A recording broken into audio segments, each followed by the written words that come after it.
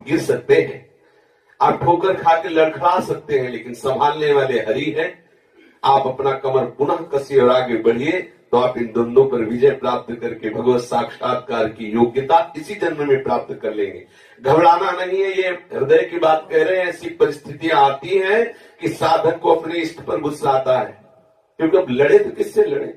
बार बार आपको लगेगा मेरी पुकार बिल्कुल नहीं सुनी जा रही, मेरी साधना का कोई परिणाम मुझे नहीं दिखाई दे रहा, लेकिन आपको निराश नहीं होना।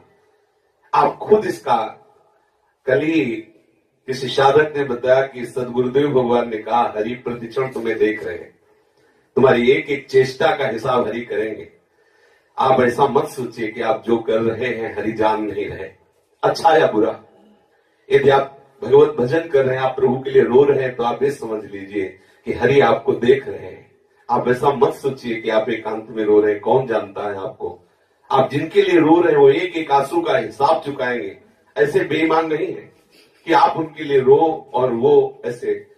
आप एक एक चेष्टा को सोच समझ करके करते रहिए, देखते रहिए, आपको हरि देख रहे हैं। कभी ये हमारे सदगुरुदेव भगवान के कल के वचन है कि हरि, आप ऐसा मत समझो कि आप एकांत में हो, हरि आपको जान नहीं रहे, एक एक चेष्टा का हिसाब हरि देंगे, ऐसा मत समझिए। उसमें आप दोनों पक्ष ले सकते हैं, अनुकूल और प्रतिकूल दोनों। अगर आप शास्त्र विरुद्ध आचरण कर रहे हैं तो भी आप समझ लीजिए, यदि आप श्री कृष्ण अनुकूल कर रहे हैं तो समझ लीजिए आपको हरि देख रहे हैं।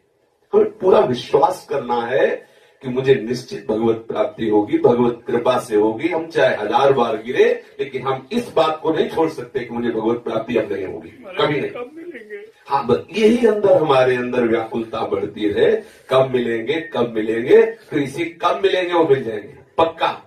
ये इतनी व्याकुलता बढ़ती जाए कि जब शरीर सुख, संसार के सुख अच्छे न लगने, वो करते रहेंगे। डॉक्टर है, बहुत बढ़िया डॉक्टर है, पक्की बात समझ लो, ईमानदारी से वो हमारा हित करने में लग गए हैं।